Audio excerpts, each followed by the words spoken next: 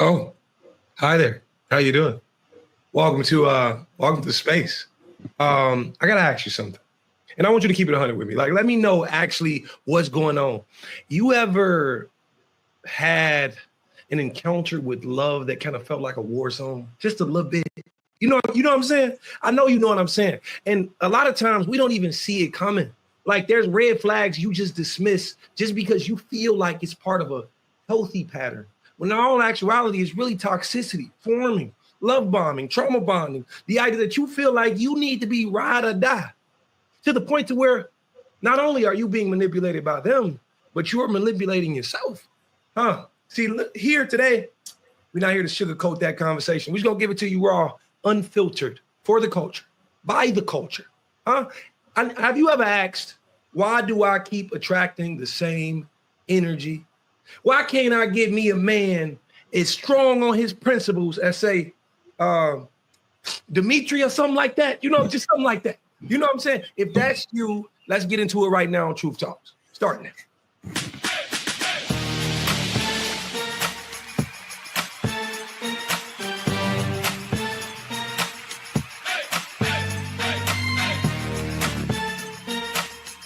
Are y'all ready to roll? Let's go. Wow. Well, hello, Dimitri. How are you? I'm well. How are you, my brother? Energy is flowing through the screen like crazy. I'm not mad at you. Radiation. I think your DMs are filled right now and the comments are blowing up. I'm grateful. It's God. It's all God. All God. America, Dimitri Wiley, our next superstar. Look out for him. Our current superstar, Dr. Cheyenne Bryant. How are you, my sister? I am all in the DMs, Dimitri, all in the DMs. So it's not a secret. I'm okay with that. And he responds every time. I'm good with that every time. No, your love for him is so sweet and so real, and I can feel it. It's very tangible. I love that. Lauren Lake, Judge Lauren, you've been fantastic on the show all week. Really appreciate you bringing the funk and the soul and the spirit and all the legal brilliance. Thank you. Thank you. I'm excited to be here. And hopefully Dimitri and Dr. Bryant won't end up in my courtroom. No promises. It's a little fire and fire. But I'm here if you need. I'm going to file suit just because I want to see the confrontation. I want to see the whole thing. Because paternity matters, honey. Paternity matters. Paternity matters, honey. Let's try some trending topics before Dimitri and Cheyenne become the trending topic. Trending truths. R. Kelly wants a pardon. His lawyers are asking President Trump for a pardon because he says the feds are setting him up in prison to be killed. He's alleging a plot to kill him where the Fed sent a member of a white supremacist organization to kill him. So let's pivot from talking about the Diddy trial to another felon who claims he was wrongfully accused in his RICO conviction. Let's take a look at this video about the R. Kelly situation right now. The legal team for R&B singer R. Kelly files an emergency motion asking for his immediate release from federal custody. They say Kelly's life is in imminent danger. They claim federal authorities are behind a plot to have him killed. Kelly is housed at the federal penitentiary in North Carolina, where he's serving a 30-year sentence for sexual misconduct. His attorneys claim high-ranking prison officials solicited one inmate to steal Kelly's mail and another to murder him.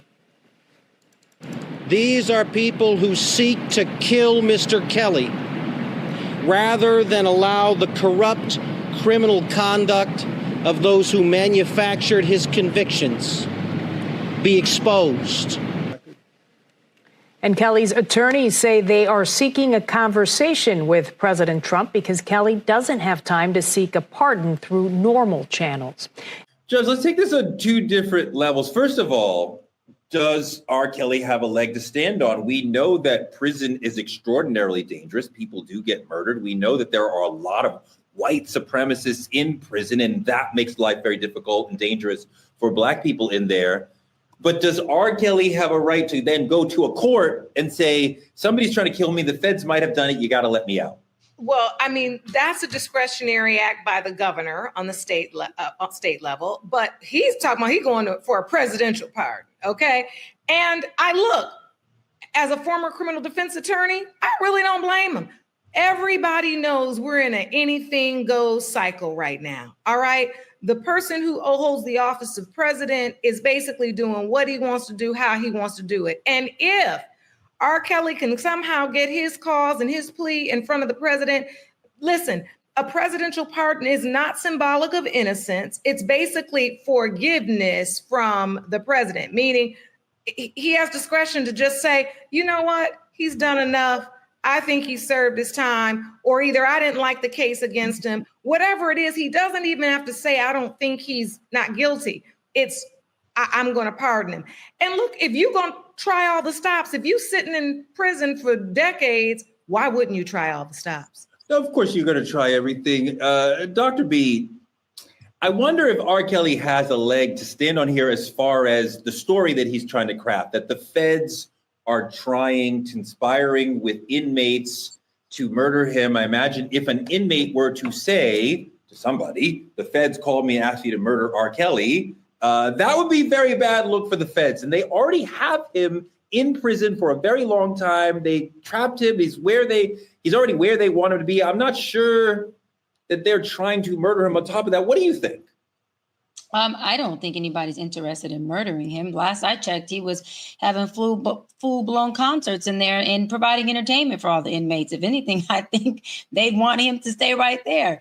But on a serious note, I don't see what he's doing not being something that doesn't make sense. Again, if you have a lot of time in prison, you are smart to try to figure out what can you do, if anything, to get out. A pardon, your attorney coming in and saying, hey, there's disparities going on in here. If he can use the black card, the black man card, the criminal reform card. I mean, shit, it doesn't matter what crime you did. If you're in there and your freedom's taken away, then as long as you're alive, I think people should fight. As much as people may not agree with me, I think if you can, I think you should fight.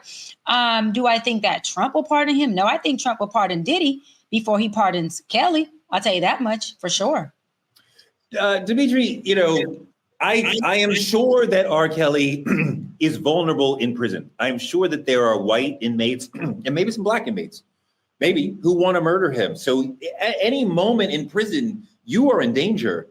Do you think that the feds conspire to kill him? No, I do not.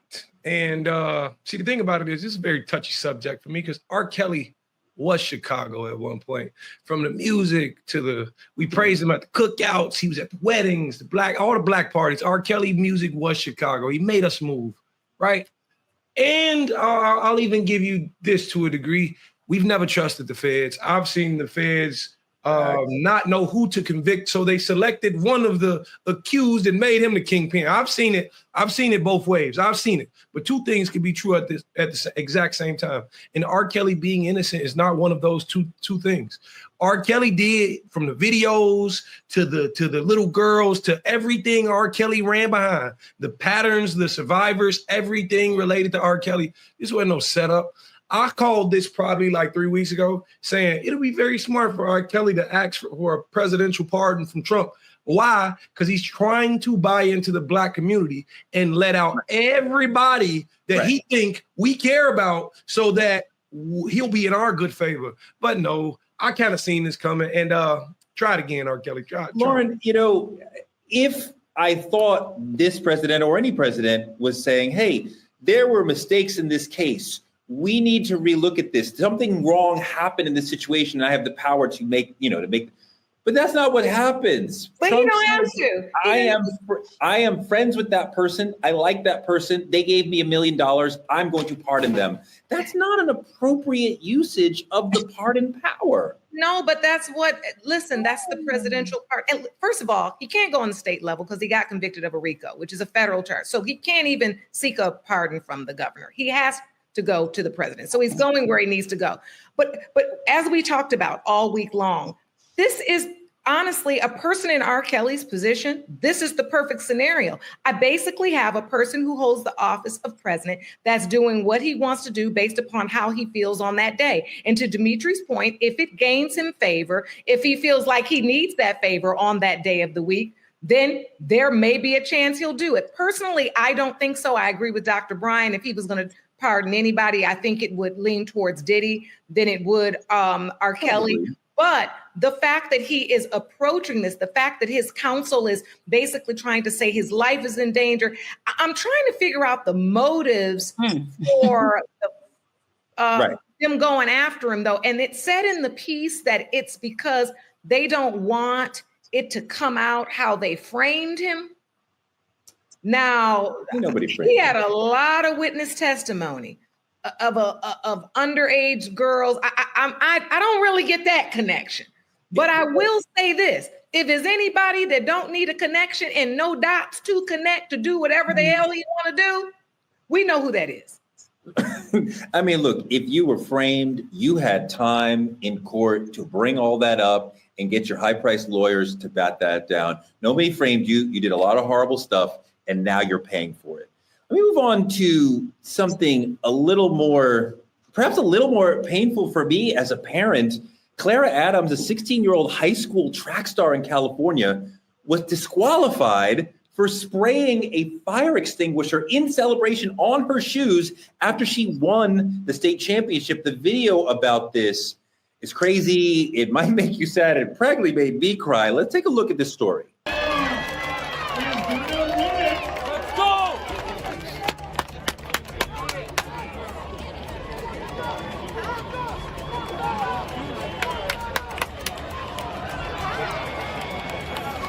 I worked so hard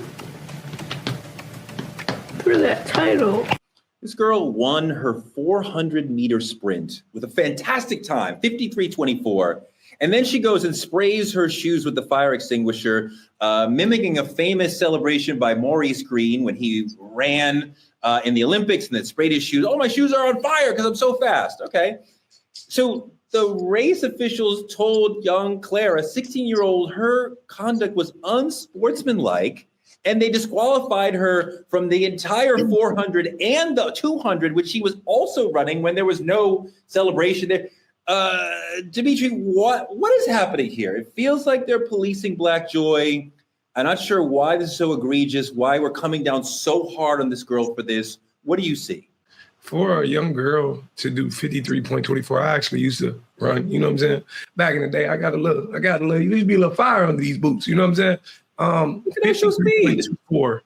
I don't know what you said, Tori, but 53.24 is something to be proud of. Yeah. And I think you're penalizing a young woman for being too happy. She did too well.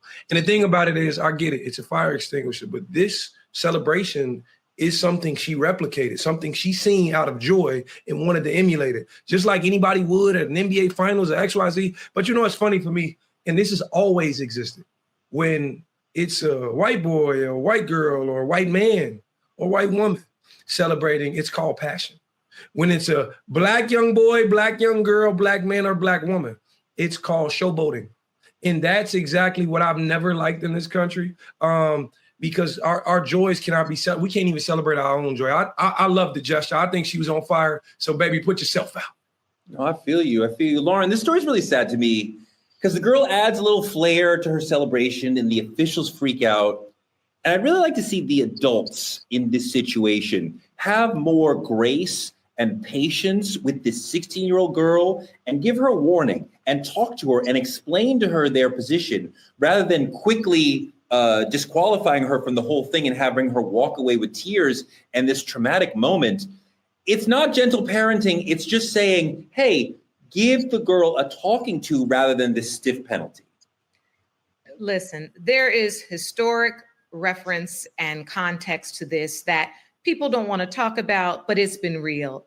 For young Black women, we have been regarded. I mean, look, there have been full medical procedures performed on us without anesthesia. The way we're perceived in the world is that we're adults, right? When we're kids. So many of us have been responsible for raising younger siblings. So many of us have had to stand in the gap while our parents work night shifts and take care of our younger brothers and sisters. There's a regard towards young Black girls. Look, and Black boys and Black men have their own thing. Yeah. But for Black girls, it's almost like we don't hurt, we don't have pain, we don't deserve joy. We're here to work, we're here to perform, we're here to achieve. And I think this is this is a part of this. Now, people will say maybe I'm reaching, but I don't see that, because what I see is it was just so easy to disappoint her. It was just so easy to snatch, as Dimitri said, the joy from her, when there were so many other opportunities, as you said, Teray, to extend her grace, to have her learn a lesson. Now, had this been written down in the rules, did every coach go through a bunch of rules? And look, I do not know. I'm going to tell you right now. So I don't know if it was read out. But let's also be honest. If it was, I doubt if they had in the rules, don't emulate track star so-and-so fire extinguisher. And let's be clear, she probably didn't go alone and get the fire extinguisher. I think her dad admitted, this was something that we were so excited we were going to emulate this track star. So I say this to say, for young Black girls, our innocence, right, is stolen so young. And I hated for her. As I looked at her sitting at that table, saying she worked so hard, I saw not just the medal being ripped from her, not just her achievement, but also her innocence. And I hated to see it, because they could have done something better. Yeah, to piggyback off what everyone said, this is similar to the Sanders family. When we celebrate, it's looked at as arrogance. When other, cultures celebrate, it's looked at as celebratory. I think the only thing that needs to be focused on is that she won the race. She won the race. Her training, her skill, her legs, her speed won the race. The fact that she did something that was not acceptable to this organization or this high school should have been a moment where it was a teaching moment, where she should have definitely been reprimanded. Absolutely. But this is the moment where you pull her aside and say, listen, cool, congratulations. We don't do that here. So let us show you what you don't do here. Now, has she proceeded to do it a second time, third time? Hey, cool, no problem. Because you already explained to her and the family, that is not what we do here. But again, it is definitely, to Judge Lauren's point, it's, when we do something, they look at us as a loud race, a loud culture. And so they attempt to demonize that so they can take away the joy of, all right, can't you just take your win and go? Can't you just take your win and sit down? But for some families, and I know like my niece, Cheyenne Bryant, she is like the second or third fastest little girl in the nation. And she goes to the Junior Olympics every year. Yeah, look her up, Junior Olympics every year. And let me tell you something. If my baby got to fire extinguish in them shoes, first of all, Auntie would be on the field spraying along with her. And they did this, I would get every organization, including the ones that I am the chair of, and we would fight this tooth and nail. And we wouldn't fight to allow her to celebrate, because I believe in following rules. We would fight to allow her to have her win. Because when a child works that hard, they do deserve to have their win. Even if you say, look, you can't celebrate, give her win. This baby girl won.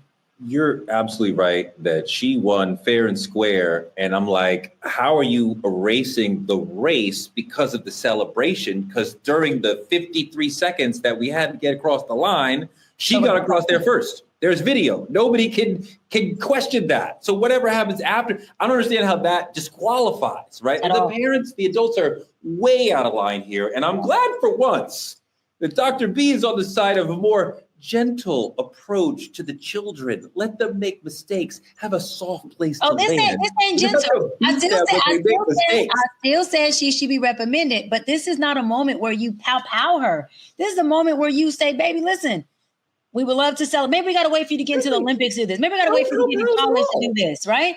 This is that moment where this young lady just needed to have a conversation. She didn't threaten anyone. She didn't spray anybody else in the face. Everything was self-inflicted. If we're looking at it, what did she do? She didn't spray the official. She didn't spray the other kids or the other teenagers. She went away from everybody to do it. It was 2 seconds. But as the judge is noting, Black celebration, especially in an athletic context, has been politicized in this country. There was a time when the NFL was like, no celebrating. And if you do any sort of flair, even though the fans love it, then you're going to get a flag. And like the notion of us celebrating, even think about us running away when we laugh, right? Because we're like on the plantation, we laugh. So we want to like hide Black joy. Like it's painful, Doc, that we are quite often asked to hide our joyful emotions. No, totally, absolutely. And just really quick, me and Dimitri are on a world tour together, a world speaking tour together. And he knows that when they introduce me on stage, I am the most celebratory person on that panel. And I'm telling you, I go crazy. But it is a cultural thing. It's like, but I have to say this, if, our boss, the dude who's the founder of it, said, look, Doc, we just don't do that here. That's not our culture. I would have liked that conversation. I would stop because that's not the culture of, let's just say that business, that company. But to your point, Torre, I wouldn't want to be reprimanded to the point where I'm fired. I lose my position. I lose my role. When it's like, whoa, I didn't even know. If you had this conversation, I know how to follow code better next time. The real question, Doc, is if me and Dimitri lined up for a 100-yard dash, who would win? 100-meter dash. Torre, don't even entertain this nonsense. Torre ain't had a good lead since 2000. Who would win? And I gotta say this because ask Dimitri, when was the last time he sprinted? But let me tell you who will win, Torre. You would win because you are in spirit. Because you're in spirit like me. Because you're in spirit form. And ancestors can get from spirit form is crazy. In spirit form, they can get from yard 1 to yard 100 way quicker than you, Dimitri, because you're still a human form. You're still a human form. Wow. So I don't go to the gym like I go to the gym. I just want to speak to question. No, for real though, Dimitri, I would cook you. Okay, cool. Sure. I just want to speak. I'll cook you up. My daughter is 16. She's still track star at her school. Can't just taught you what cooking means. Okay. All right. Wait, I got a question, Torre. I got a question. Love this. If your baby girl did this same celebratory act, right? And they told her she smoked everybody else and she won like this. And they said, listen, sorry, you don't get the W. You don't get it. As a parent, how do you respond? Not to your daughter, but to the critics. How do you respond to the adults, to the folks, the judges? What do you say? Well, no, as I said, we got to have a conversation about how we are responding to the child's actions. And if we want to agree that the child's actions are not appropriate in this venue, okay, but like, how are we teaching her that? How are we penalizing? Did we know that before? Like, was this clearly stated to the folks? Like, no props, or no, that wasn't stated? I just need much more of a patient response with the children, because I don't want any of the kids to come to a meet and walk away crying because of what the adults did. She's going to carry this pain for a long time. She's clearly a track star. Maybe she goes to the next meet and she's still feeling that pain from the last meet. Like, I don't want her to walk away, any of them to walk away in pain like that because of an adult decision. And even in that news clip, when she was doing her interview, her spirits are completely broken. And if that was her father who was in the clip, he also looked very emotionally broken. And that's the part that saddens me. It's like that, I believe, was the intention, was to break this little girl's spirits so that when she goes on, hopefully she won't have the confidence to continue to be as good as she is. Although we know we don't operate like that as Black folks. We rise and rise again. But her spirit breaking, to me, is what was most heartbreaking for me. I'm like, this little girl worked her ass off. And this is, you're okay with breaking her spirits. You're not okay with empowering her and just making this a learning experience. But that's the point. That's the point. We've seen it with Deion Sanders. The conversation continues. Every time Black people approach a win or some type of accomplishment with joy, with saying like, yes, I am that girl. Yes, I am that guy. There's something about us. We always have to be humble. Right. And when people express things a different way, when they say, no, I've got the juice. My feet are so, you know what I'm saying? Listen, look at Sha'Carri. It happened with her. There's been so many instances of this kind of systemic humbling of Black athletes where I think we have to begin to, number one, as Black people, be on alert, right? Now, and look, I'm all about accountability. So let me keep it real. Once daughters maybe said, or dad said, let's do the fire extinguisher. I'm a believer as well. There's a teaching moment in dad, daughter, let's take that extra step. Let's look at the rules so we got an argument to stand on and make sure there is nothing stated that would bar us from doing this. So we have something to stand on. Now, even with that said, you don't have to do that to a child, but I'm saying there are steps we can do as well to protect ourselves when we know that there's going to be an attempt to humble us. Look at Shador. Look what we all just witnessed with him. Sure. No, I know. I want to see this. Maybe leaving with the W. That's all I'm saying. We ain't leaving here with nothing. I know that's right. We from around the way. If this was my daughter, I promise you, Yeah. She Oh, walking yeah. away with this W. All y'all walking away Yeah. with this last one. And Here's this is the thing, though. a protesting moment. This is a protesting moment. This is when you could peacefully have these folks outside this school from every organization signing petitions and then saying, hold on, we want to press the judges because we're not okay. You don't play around with somebody's child when that child did what's right. You got to do that. Shakiri came back and responded real good. Shakiri said, but I think it's important to not analogize and her. still won.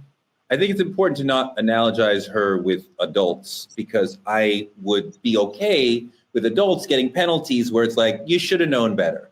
Whereas with a child, I think it's important to affirm the child and have the child just have some patience. We don't want to punish the child so quickly, like let the child learn in a way that she's not dealing with a punishment.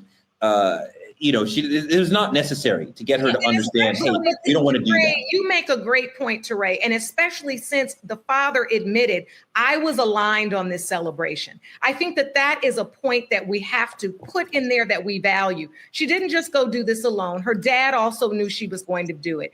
And so now like this isn't a kid just trying to act out. She's just trying to celebrate. Her dad didn't think it was wrong. She didn't think it was wrong. And then I hate that they missed the moment. All the kids there idolized this young girl. At that point, that girl could have told them whatever she wanted to tell them, and they would have idolized her. If Teray, like you said, she was given the opportunity to speak to other kids to say, you know what, in hindsight, the way I handled that, I could have done that differently, or I could have checked the rules. She could have impacted so many young kids instead of just being broken.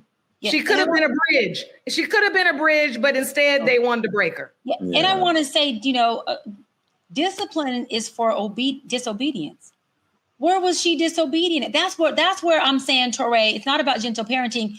I don't see where she was disobedient. They have not told us that they presented her with rules that she intentionally broke. This young lady did not disobediently intentionally say, I know the rules, I'm going to break it, let's go. And then let me say this really quick. If she's running in my race, and this is my school, my organization, I have the responsibility to say, hey, these are the rules, this is what we're doing, or this is the documentation of how we're running. This little girl's been running all her life.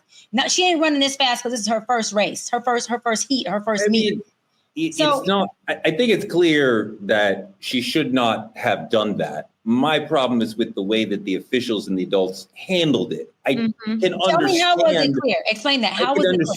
I can understand we don't want every 16-year-old to pull out a fire extinguisher or something every time they win, or even what. Like, I understand that, but I'm saying let's not punish her so harshly. Right. Let's have a conversation and figure this out rather than. But I'm asking you to not doing, I think, is clear. But what I think is also going to be important for her is because she's very fast. So there's some college coach who will want her to run on his or her track team. And I hope that person can take this moment, speak with her, and get her in her right mind so she can retain her love of track and get back to the joy of running for her, rather than wallowing in this. But, you see, like, some Black people are not fully understanding what happened here. And some are saying this was ghetto. And I don't really even appreciate putting that sort of tag on it. I mean, I don't know that Maurice Green was ghetto when he did that in the Olympics. I don't think that we need to denigrate ourselves saying when we do something that somebody doesn't like, it's ghetto. I mean, Dimitri, I don't have a problem with what I don't want to tag this as ghetto. If she shouldn't have done it, then she shouldn't have done it. But I don't think it has anything to do with that. It's not ghetto at all. But the problem is our culture is the harshest on our own culture. We judge ourselves to a standard we don't live by. Like the idea of what that parent should have done, the idea of what that child should have done. Nobody knows what they would have done unless they was in that situation.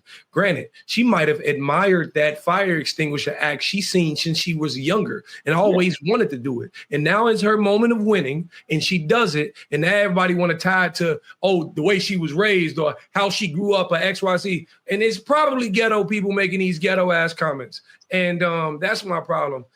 People don't understand how to let a child's act be a child's act. But what do you think about the whole thing of us saying something is ghetto just to denigrate it? we tend to we try to make things better than ourselves. We try to speak things to a level in which we feel above. That's all that's going on. Whoever is making those comments saying it's ghetto probably feels they have ghetto tendencies in themselves, and I'm above this. I would have never done XYZ. People love to say that with no proof in it. That's just me personally. Let me move into our politicking segment because I love that conversation. But Trump took an unprecedented and probably unconstitutional action, sending the Marines and the National Guard into Los Angeles in response to protests against ICE raids. We have a whole video about that. Let's look at that. 9/11 new video just in as hundreds of armed U.S. Marines are deployed to protect federal buildings in Los Angeles. These troops wearing body armor and armed with assault rifles now surrounding the federal building in Westwood, along with a number of military vehicles. It's a very rare and controversial deployment of military forces on American soil, with thousands taking to SoCal streets rather for tomorrow's No Kings protest. There are fears of violent confrontation could be sparked. Judge, I want to hear what you think about this. We're deploying active duty soldiers on American streets. The military is not supposed to be used against American citizens on American soil. And yet here we are. People are talking about maybe this is a step toward martial law or something even worse. What do you think? That's all it is. It's the military policing of citizens. I live here, and it's sickening. It's sickening. And I'm at the point now where I think we have to stop fooling ourselves and maybe hoping that there's a better intention than what we already know what the intention is. This is an example, right? This is an example set. We're setting an example in a state where, Governor Newsom has been, very critical of Trump, and he's coming in here and making an example of this state, its citizens. And look, we see it now carrying on with a video we covered earlier in the week in Florida with the sheriff, right? Like this whole, we're igniting a new energy. I mean, to look at this and think that it is downtown Los Angeles to me, I mean, it's like we're in a war zone. But we have to stop almost thinking that it's so unbelievable and realize that this is exactly what we're up against. There will only be more of it. And if I believe, unless I read incorrectly, but I think that it was just upheld. The court upheld Trump. The appeals court, yes. Yeah, they upheld that. I don't understand that. Here we are. Yeah, Dimitri, it's very frightening to see Trump expanding powers, I guess, in this way. You're not supposed to do this. And yet here we are. And those of us who've been thinking about we're moving into a dictatorship, an authoritarian state, perhaps martial law at some point, this seems to be another step toward that. Yeah, I think now's the time we actually stop fooling ourselves. We stop pretending. They sent Marines to handle people on the street holding signs, chatting for freedom. Like that's really what we got going on. When people, if I remember correctly, when people can shoot up a school full of students and be walked out, escorted out, sometimes fed. Like go to Burger King. When a kid got an AR-15 shooting up a school or a grocery store, it ain't no rubber bullets, it ain't no military boots, it ain't no gas mask. There's nothing to a degree when we just chanting no justice, no peace. That's all we saying. And I think the wildest part to me is that it's not shocking no more. Like. That's the wildest part to me is that I'm used to it. I'm used to seeing us governed differently. Like I'm used to seeing us treated differently for much peaceful moments than we ever see these other people in. So for me, man, I think it's time we stop fooling ourselves. I think it's time we understand the nature of the world we're living in and make sure you stay far away from any of where these problems will eventually erupt. Because anytime you bring weapons to a fight, weapons will be used. Dimitri, I think that's really well said. I also think that it's really natural and common and frightening, the numbness or the normalcy that you experience this with, of like, it seems like it's happening all the time. This seems normal. It's not supposed to be normal. This is highly abnormal. This is highly chaotic. It's highly incorrect and not supposed to be happening. Shai, the mayor of LA, Karen Bass, is saying this is just a test to see how far Trump can go as far as militarizing our streets. What do you think about what she said? She's correct. And she also understands that Trump is purposely creating the conditions of martial law. Martial law can only be declared under certain conditions. One of those conditions is a riot or huge rebellion. He's creating that now. The other one is government collapse or has a breakdown. Well, he's just arrested our congressman here. And he told Gavin Newsom, our governor, bruh, you're get arrested too. He also told our mayor, Bass, you will also get arrested. So he's trying to create this, look at the Dems, look at the governments, they're collapsing. They can't even handle their own city. And also, our mayor put a curfew on our people. Guess what? A curfew is also one of the conditions that allows you to declare martial law. And then to go further, he is attempting to make it look like everyone is so out of order. The government over there can't control this. And only under those terms can you declare martial law. And whenever a president takes over the National Guard, which the last time this happened was in 1957 with Eisenhower, where he took over the National Guard, but it was actually for a reason. But whenever they take over the National Guard and have the National Guard come and fight against our own people on our own soil, that is one step before they usually call for martial law. So we are a lot closer to it than we think or believe we are, because he's creating this exact environment like he did when he appointed his own Supreme Court judges, so that he can have all the qualified immunity and all the things that he needed. This man is so strategic. This is like the modern day Hitler. I'm telling you, this man is the modern day Hitler. He is strategically figuring out how to create and put everything in place to play chess on all the things that he wants to checkmate on. And that's just what's happening. And we're watching it. And it's very scary to be in LA. I'm on the freeway and you got these big army trucks. And I told my mom, I said, Mom, she goes,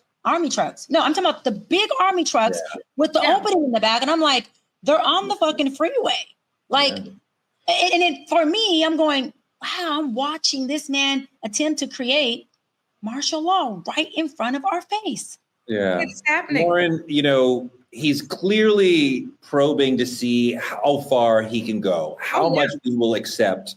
Today, he's sending the military to back up ICE as they do their job. Maybe next time it'll be to intimidate us at a protest, at an anti-Trump protest, perhaps. Yeah. And I think we're going to see going forward the fabric of what this country is all about, how much we are willing to push back. We saw when he tried to do his birthday military parade, 10,000 people showed up. No King's Day, millions of people showed up. So a lot of people in this country were willing to come out, even though they were worried that they might get arrested or shot, because the police and Trump are telling us, we'll shoot you if you protest on Trump's birthday. Okay, we're coming out anyway. So they had to pay people. Of America wanting to protest, I just wonder how much pressure is Trump going to put on us? Yeah. And they had to pay volunteers, you know that, right, to stand with and behind him at his recent event. It's like people don't even want to stand. This is not even a red or blue Republican Dem thing. Folks do not want to be associated with you or in proximity, Trump. You're having to pay people to stand with this man just to stand there for a photo op, for a video op. I mean, it's getting, it's really bad. And I don't think that, I think he's going to be able to succeed, which is scary with this martial law thing, because I'm telling you, we are one step from it. If you all look up martial law, for the people in the chat, if you just read up on it just a little bit, it'll show you that exactly the conditions that need to be happening are exactly what's happening now. And it's sad because you got people who are protesting for their lives, for their livelihood, and for their families, not understanding that they are literally falling right into this rhetoric that Trump is needing for his dictatorship to take place, where guess what? He doesn't have to run again in 2028. That is his goal. That is his goal. Yeah.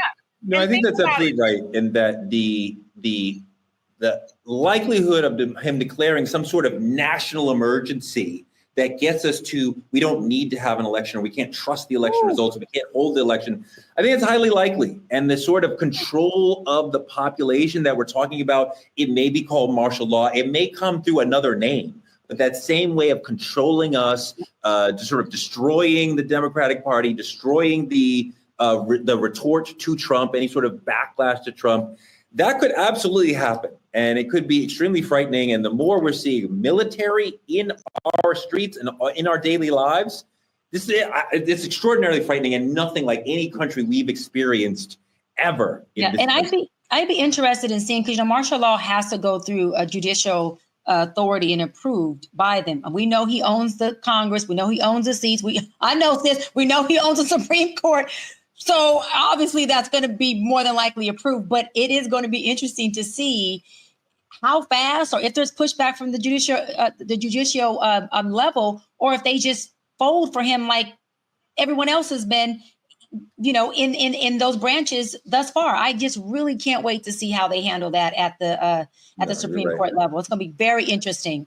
I just want people to understand as well, to be clear, what they're doing, they're creating the civil unrest that then they're basing their need for martial law on. Like, they're ripping babies from their mother's arms. They're taking away and breaking up families. They're doing this and then declaring that the response, the trauma, the screaming, the pouring into the streets in support, the rage over this, right, is the reason why we need military presence. I mean, it's the okie doke of all times. And we have to be smart. And that's why we've talked about it earlier this week. Black people, we got to play chess and not checkers on this. And I know some of our Latina brothers and sisters are like, why in the world are y'all not out here? Because let me tell you something, baby. The day we get out there, you talking about martial law, and you talking about us getting arrested in droves, going into jails and prisons, and then they got you working for free from there. Okay? So it's just the new slavery. We got to see the long play here. And I don't feel like we're talking about that enough. It's almost like beat by beat by beat. They're shocking our systems. You got to see the long play. Yeah. The more people do that, the more free labor. It's the new form of slavery and plantation. No, I think that's absolutely right. And just the attempt to silence any countervailing voices by any method, through, silencing protests, silencing media, we see that all over the place, and it is extremely frightening. I want to move on to our main topic, love bombing. We made this one specifically for Dimitri, I think. Love bombing is not love. It feels like passion, but it's really just control. Love bombing is when somebody comes in hot, gifts, attention, constant messages, future plans, telling you I love you way early in the relationship. And you're like, well, maybe this is what love really feels like. But no, that's not what real love moves like. Real love takes time to build. It takes time to earn. It takes time to figure out how you feel about how you connect, how you love each other. Love bombing is like emotional colonization, right? And some of us fall for love bombing because we've never had real healthy love actually modeled to us. And we don't know what it really looks like. We think we're being overwhelmed with affection equals being wanted, but you're just being consumed and trapped. Love bombers come in hot, and then they get you all trapped. We have a brother who's talking about it and talking about love in a really interesting way. I want to look at Ace Metaphor. The reason that man is love bombing you is because he know that if he doesn't convince you to fall in love with him before you get to see his true self, you'll never give him a chance. So what I'm going to do is I'm going to squeeze 6 months of dating into 6 weeks. I need to shower you, bombard you, bomb you with gestures so that you get your heart involved. I want you to fall for me before you realize who I am. This is the only way I get you to love me. I do not want a wife. I want a hostage. And I know once I have your heart, you can't leave me. So until the end, I'm going to be that perfect guy. I'm going to apply pressure because I see your posts. I see you telling me that you want a man that apply pressure, that brings energy. But I'm going to show you all those things day after day after day, hour after hour after hour. You're going to tell your friends he must really love me. No, I just know that if I don't get you to fall in love with me before you see the true narcissistic tendencies inside myself, you will never give me a chance. I done been this way all of my life. I done had women run away from me when I showed them who I was from day one, and I've learned never to do that again. I'm going to pretend to be a good guy times 10 because you ain't never had a man that applied pressure the way I have. For 6 weeks, I'm gonna be the perfect man until you fall in love with me. Dimitri, he makes a very powerful case for love bombing from a place of male lack and male lack of self-esteem and lack of understanding or feeling that you are worthy of love. What do you think about what he's saying? Because the sisters rightly will say love bombing is controlling and it's horrible, and but he's saying I'm doing it because I don't feel like I am even worthy of love. You know, it's a lot of different reasons why people love bomb. Some people do it for that reason specifically. Some people do it just as I can, and I like the challenge, so I will. Some people do it just because they have time to waste and money to blow. Tori, I tell people all the time, I got a little podcast of my own. I say, if somebody gonna love bomb you and they want to buy you a Birkin, first rule I tell them, take it. Second rule I tell them is still be very aware. Hey, listen, girl, get your coin. Take it. Listen, what I advocate most for is for people to be mindful of the game that's being played. Because if I come in up front telling you you're all these things before I know who you are as a person, none of it matters. See, love bombing comes in when I notice there's a lack in you. I notice you lack confidence. I notice you lack the ability to stand on your own. I know you feel like you need a man and you don't just want a man. That need is what I play off. You need to feel special when you get up and look in the mirror in the morning. And you're telling me exactly what role I need to play in your life to make that happen.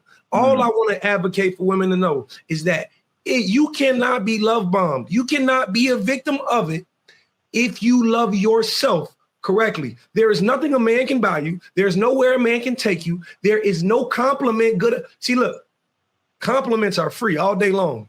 You can copy and paste them all day of the week. Compliments are free. It costs you nothing. But what costs is consistency. But why are we doing it? Why are men doing it to women? Because honestly, a lot of men lack the wherewithal to be themselves and allow a woman to fully get to know them as a whole. A lot of men feel like she's not going to like me if I don't X, Y, Z. My character, my quality, my self-esteem and myself, what I have in myself is not enough to win this woman over. So I got to buy this Birkin. I got to take on this trip just to compete with the man she's going to love genuinely for being who he is.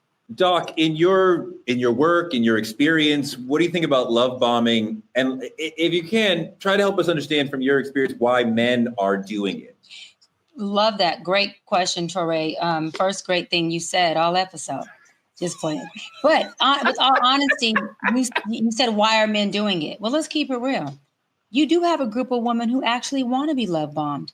They can say they don't want the end result of it, but they do want the Birkin. They do want the texts and calls every day. They do want a man to say, I love you within a day or 2 or 3. They do want you to eat, sleep, and shit them. They want all these things. A said it. They put it on their social media that they want it. They tell you on the date when you're dating them. They tell you when you're on the phone with them. They give you a whole list of what they want you to do.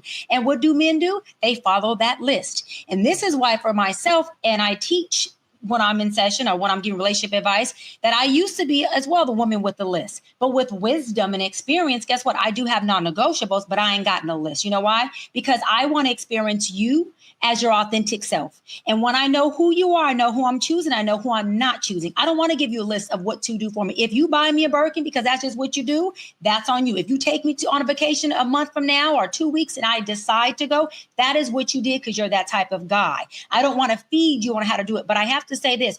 Men do the things that women are telling them that needs to be done. I'm not saying all, but majority. And there's a group of women who are saying, I want these things. And so men are saying, well, I want things from you too. If I have to do those things to get what I want, then there's fair exchange, is no robbery. So again, this love bombing wasn't created by a gang of a group of men that went into the basement and said, let's think about how we love bomb women. It was created by women who go, this is how I want to be loved. This is what my love language is. This is how I deem love. If you do this, I'll have sex with you. If you do this, I'll go on a trip with you. If you do this, I'll be your girlfriend, your wife, your trophy. And men fell right into it and started to deliver it. And so you have a lot of women who do want it. I love all the love bombing things from my man, from my partner. I don't need it from just the guy on the corner. I don't need it from just any Jack and Joe. But do I love all those things? Hell yeah. And if a woman wants to sit on here and say she doesn't, hey, that's on her. I love it all. Buy me a Birkin, a Kirkin, take me to Bahamas, anywhere. Lauren, I think part of the problem is that a lot of men are emotionally unintelligent and they don't know how to appropriately explain to a woman, I like you. And they may misread their like for love. You don't love her. You've only known her 2 weeks. You do not love her. But she's hot and she's awesome. So you're telling her you love her because you think that's what she wants to hear and that's what you're told. But we also have this fantasy in society that love will happen in a snap. So you will walk into a restaurant or a club and you will see the person and music will play in both of your heads and you will immediately be in the relationship. And you walk happily ever after. And there's not like work that we have to do to get through those first 3 months to see if we're compatible. So when you have that fantasy from Hollywood, from children's books, then if somebody walks in the room and like, oh my God, you're the most beautiful woman I ever met, I'm going to marry you. They're like, oh, he's so sweet. No, he's love bombing you, run. What do you think? Well, I think the whole fairy tale thing in our society is a love bomb. It sets girls up for the love bomb. It sets men up to do the love bombing. I think men are socialized to value sex, not women, right? Most of the time, men are wanting to chase sex. Now, this is after decades and decades of being a family attorney, also working as a television judge, dealing with paternity case after paternity case, where you're watching the way relationships play out and you're saying to yourself, how is it that people who can't even agree on whether or not they're in a relationship are making full-blown human beings together, right? There is an extreme disconnect in our society, the way we're raising our men and our women. You talk about, young teen boys in the 20s. It's all about, you gonna get that, right? You gonna go and try to have sex with her. It's not talking about, are you gonna form a lasting, incredible relationship with her? It's about, can you have sex with her? On the flip side, and women, I give it to you straight. A lot of young girls are about 2 sandwiches away from what I call the prostitution picnic. Okay. You got 2 more sandwiches to go and you might as well go ahead and lay your blanket down and just decide you're going to attend. Okay? What is the prostitution picnic? The prostitution picnic is, you're just going to lay your blanket down and go ahead and enjoy the party and just say, I have sex for goods and money. I mean, at the end of the day, we got to think about that. We have to be real with our young girls. And that's why what I constantly do is I empower young women. And it's about understanding, as Dimitri said, that, listen, can't nobody buy me nothing I can't buy for myself. And to be very honest with you, be careful, right? What you're willing to do for those bags. Not to tie this in, but it's relevant. In the Diddy trial, we're witnessing this constantly through testimony. And I'm saying to myself, how in the hell can a Chanel be worth this? Well, okay. Yeah, I was with you, but the Diddy case is much more than that. But it is. But what I'm saying is, I'm speaking about a nuance where there's far too much arguing about what you bought her and what I didn't get. That is irrelevant. You just whooped my behind. I don't care what you bought nobody or what you bought me. Well, Dimitri, to what she's saying. But this is what I'm saying is what women are also valuing. We have to correct ourselves. If we're not willing to correct ourselves, we can blame men all day long. It will not get any better. We have to be honest about that. The fairy tale of the bags and the shoes, and every woman has been guilty of it. But it's a cost that we pay. And until we change that, they won't think they can woo us with that. Amen. That's all I'm saying. She's absolutely right. And she's referencing very intelligently, a lot of the toxicity in our relationships in general, right? There's a lot of toxic relationships in the Black community, in every community, but we're talking about the Black community. So we've been fed this idea, a lot of us, that love is supposed to hurt a little, and that if he cheats but he comes home, that's loyalty. If she yells but she stays, that's love.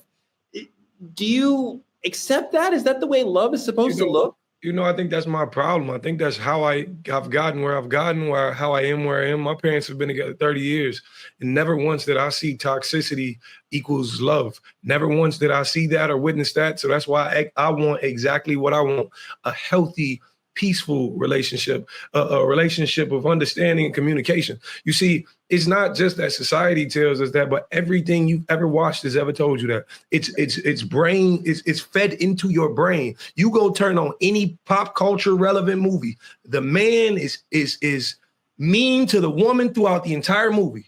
But it all ends well because he shows up with flowers. So you're set to believe that accepting this from this man is what you're supposed to do. You're supposed to look at the man you dating right now who ain't never showed you nothing, but you're going to buy into the potential of that man because your hope turned what he is right now into the vision of what you hope for him to be. It's just like my son. My son's scared of the dark, right? His mind is afraid, so it perceives that something is standing out in that closet right there when it's really not there. You have to stop buying into the potential of something that's not there. And my last point on love bombing, and this is all I got to say, it's called love bombing. Every bomb has to be lit, sweetie. Jai. Yeah, and this is my thing, though, because I am a woman who did have a father. And I know Judge Lauren can understand this. I had a father that didn't love bomb me. He loved the hell out of me. He spoiled me rotten. He doted on me. He bought me a lot of things. My father was a product of the streets. That means we had street money. I'm just keeping it real. I had cars. I had trips.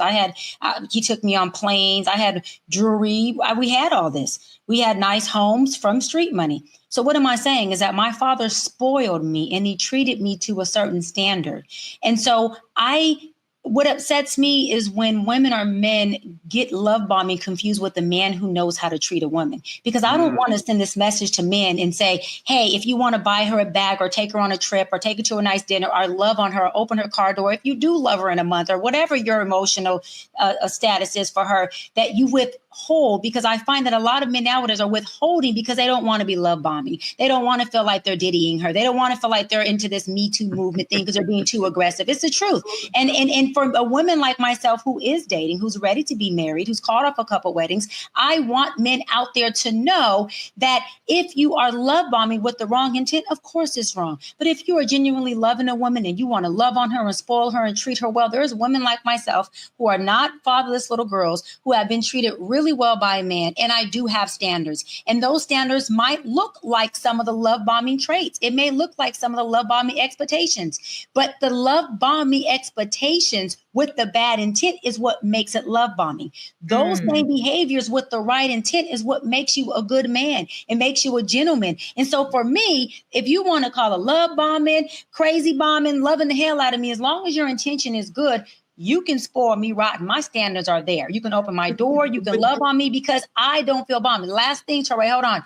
We also have to hold women accountable because if I'm in a situation where I feel like this man's intentions are just to sleep with me or to control me based on the actions and the trinkets and gifts he's buying me, well, where is my freaking internal locus and my responsibility of knowing when to pivot? It ain't just the man's fault. If I feel like a man is just trying to woo me over for a night of passion, well, I'm not into casual sex. So you can woo all you want, but we're not going to end up woo-woo in the bed. So I and women have to also know when to hold and when to fold. You need to be able to pivot, sis. It's not his problem because he's buying you the bag. And I got to say this, if he buys you the bag, if he takes you on vacation, I don't care if it's day number 1 or day number 10, you still have agency over your body. You don't have to sleep with a man because he did that. I don't care if he loved on you times 10. Hey, collect your shit if you want to, and you still can say no. You still have agency over your body because I'm going to take my gifts and I'm going to take my appointment, call it what you want, but I'm not sleeping with you unless I want to. And you can buy me nothing. If I like you, I like you. And that's just what it is. Of course, you retain agency over your body and your choices, no matter what he spends on you, 100%. But there is no free lunch, right? And I see a lot of sisters I know, Doc, when they are offered gifts that are too large, too early, they're like, no, because there is something that goes on with that, right? And we don't want to just tell everybody. And for the record, I'm not one of them sisters. I was raised to say thank you. Women could do what they want. I was raised to say thank you because I have enough management of myself to not do the things I don't want to do, no matter whether you buy me something or not. But I'm a sister that's going to say thank you. I don't care if I want it and I like it. I'm saying thank you. And if I choose not to move forward with you, then I just won't. But I'm definitely going to say thank you. I don't care what it sounds like. Thank you. What they should do when that man buy that bag too early, tell him save that for our 6-month anniversary. We'll see if I'm going to tell him buy another one. I'm going to tell him buy another one for the 6-month anniversary.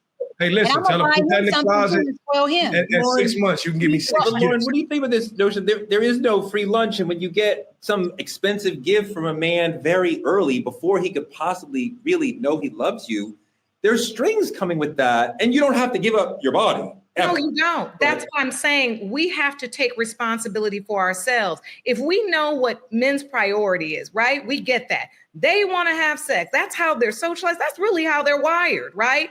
Mm-hmm. So if we know that, then we have to understand, to Dr. Bryant's point, if you can take that bag and say, thank you so much, I really appreciate it, and feel no pressure to sleep with him, to perform this, to do that, that's great. But if, because I hear a little bit too much of this online, as if, if he gonna get a bag and get my nails done and my hair done and this, how that is almost a precursor to the sex, or it's the payment for an ongoing sexual relationship, without people really valuing building a true, real, committed relationship. We end up with situationships, which then go directly why people appear before me, because the situationships are producing little people. And I always say, people, right? You can go half on a baby all day, but you can't go on a half on a solution to figure out how to raise the baby. That means you were never you were never in a meeting of the minds about anything.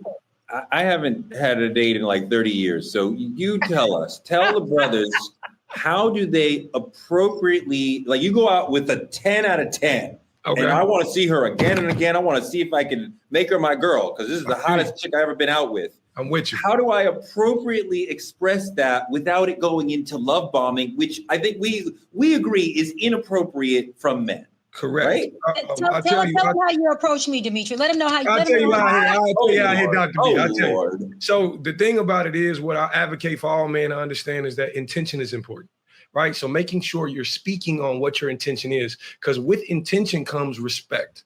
Understanding that I'm not even going to call you randomly, or I'm not even trying to violate what makes you feel comfortable. I'm going to give you that respect off top. You tell me how far it's going to go. Now, if you're a man like myself, Lost Lover Boy podcast, clearly you understand what that means. If you're a lover like myself, you want to do more. You want to see a person's face more. You want all of these things, right? And that's okay, but have pace to it. Understand that you must learn the person before you can ever learn what the relationship should be like. So I'm going to tell you, slow down a little bit. You know what I'm saying? There's nothing wrong with giving a gift. But as a man, if I could just drop this in the chat, for all my fellas listening in the chat, I'm going to let you know this.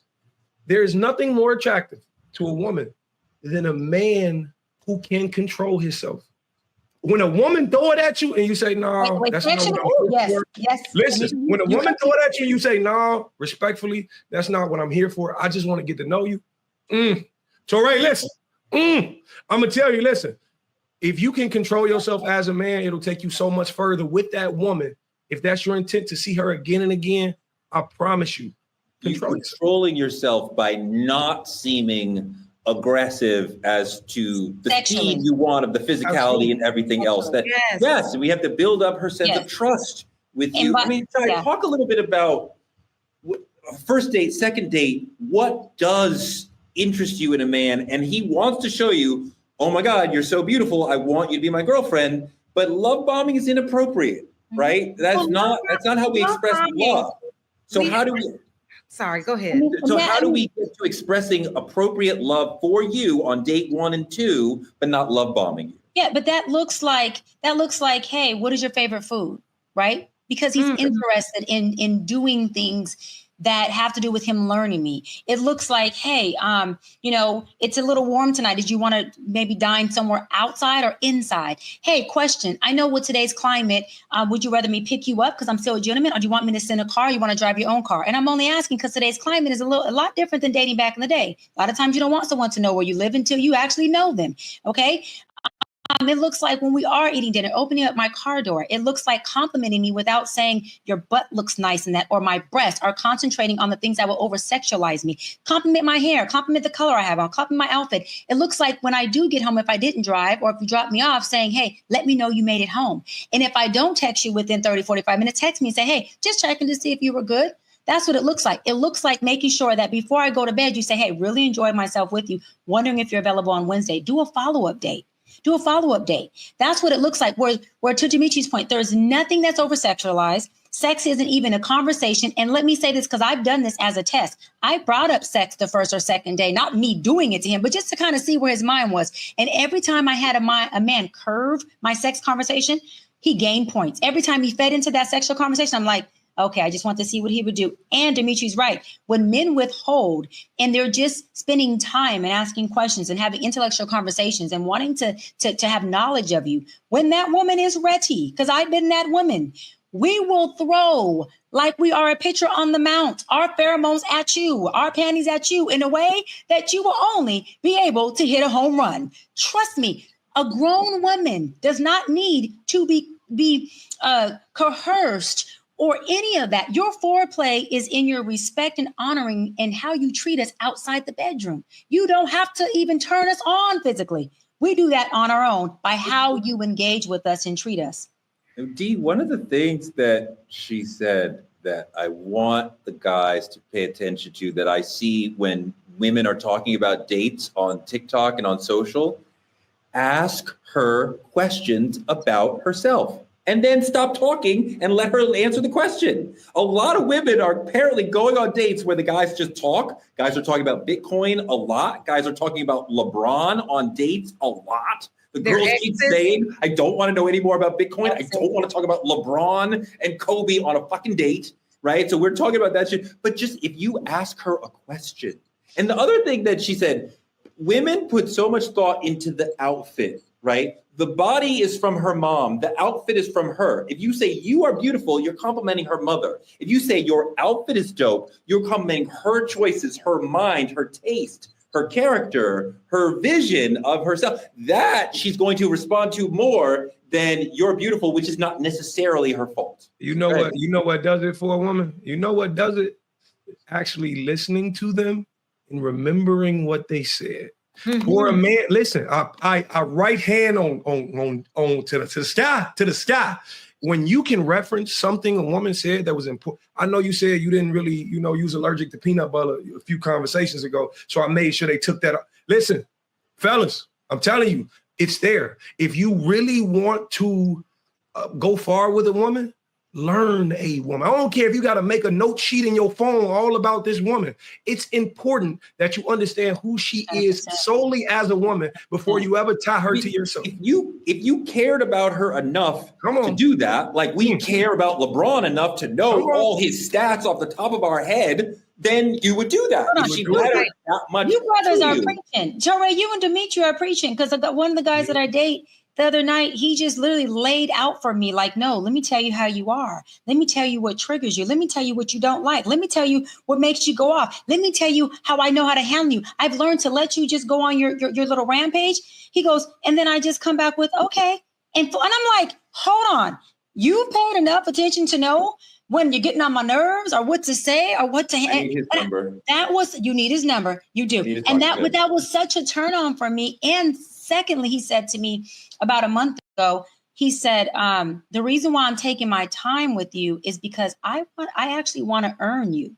I want to earn your respect. I want to earn and I want to feel as a man that I deserve this relationship. And I thought, wow, because I was like, Negro, you're moving not too slow sexually, because I don't like casual sex, but I'm like, you're moving a little slow on flying me out or on doing all these love bombing things. And he said, This is why I'm taking my time, because I want to make sure I don't mess this up. I want to know you. I want to know how to handle you. I want to know how to approach you, and I want to know how to love you. And financially, I want to be able to contribute and invest in you at a level that says, I worked for and earned my wife.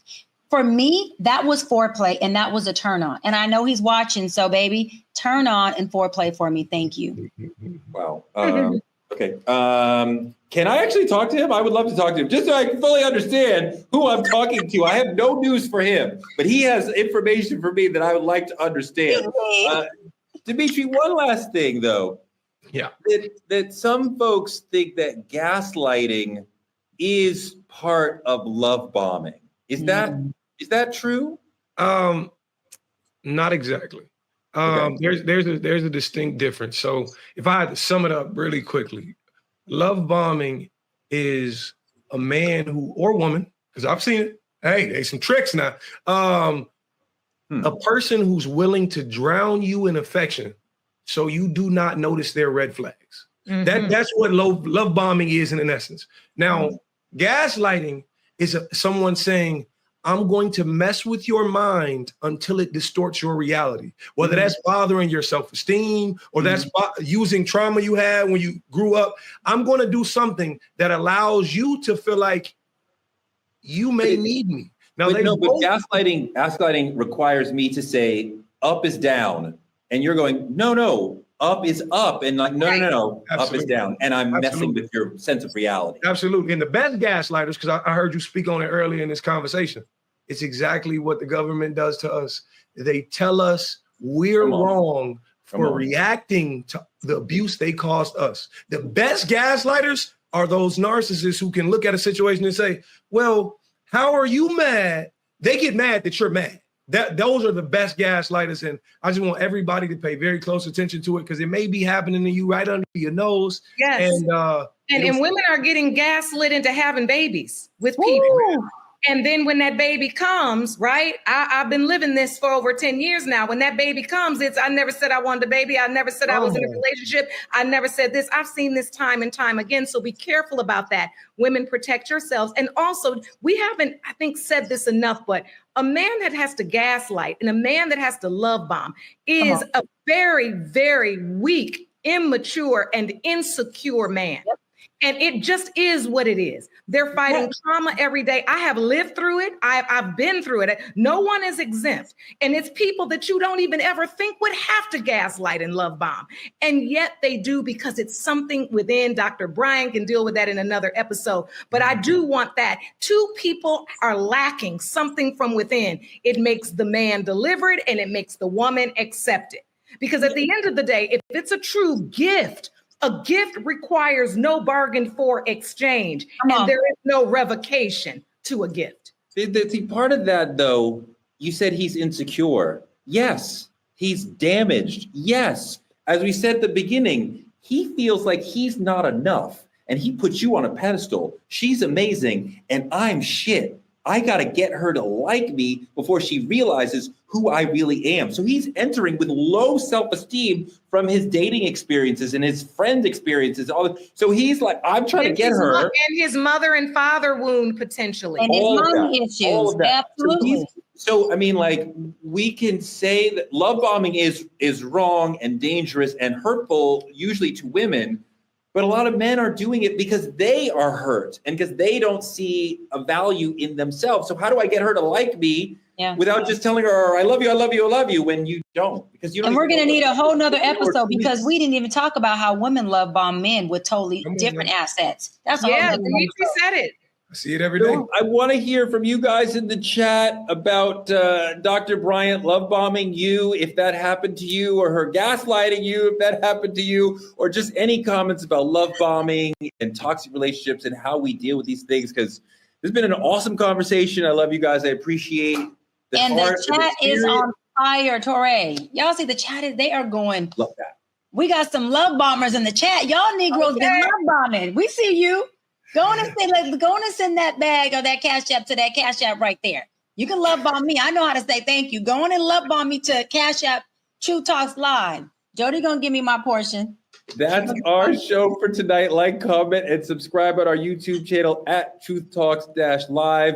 Please watch us simulcasting right here on the Black Star Network after Roland Martin unfiltered every night. We've got to thank our supporters, Juanita Motti, Kyla Carr, Benjamin Gomes. We love you. We appreciate you for your weekly cash support for the show. If you want to be in the credits like Juanita, Kyla, and Ben, please hit that Cash App and show us some love. We appreciate it. Support Black media at Cash App, Truth Talks Live, or any of the links on your screen. Support us by advertising with Truth Talks, like our friends at the Playpad in Atlanta, GA, who is giving kids a place to play that's fun and friendly and for the community. I love that. God, I used to do stuff like that with my kids when they were little. Playpad's got to be the shit. Reach our over 10 million viewing audience through Truth Talks and all our social platforms. Small businesses and influencers partner with us by visiting truthtalkslive.com. Companies like Hair Maniacs are partnering with us and letting the world know about their great products. Dr. Bryant is wearing Hair Maniacs. It's not just a hairline, it's a lifestyle. The product is fantastic. As you can see, the sister's getting love bombed all over the place because men all over California are like, the hair is amazing. And I don't know what to do because I tell you I love it. This is not gaslight. This is not gaslight. This hair is actually amazing. When it's up, it's up. And the hair is actually up. It's gorgeous. Yes. It does look fantastic. Become a VIP member of the Truth Lounge and click on any co-host room. Dimitri gives you a chance to meet him in the Shy, home of R. Kelly and Kanye. Oh. Sure. But he's got a mental health event for men, so he'll help you work on your love bombing skills. Black media is under attack. Keep supporting us by telling a friend to tell a friend to watch Truth Talks weeknights, 8 p.m. EST and PST. Ebony K. Williams will be here with us next week. I love her. Every weeknight, we are here with you, for you, at 8 p.m. for the community, for the culture. It's Truth Talks. We'll see you tomorrow. Bye, y'all.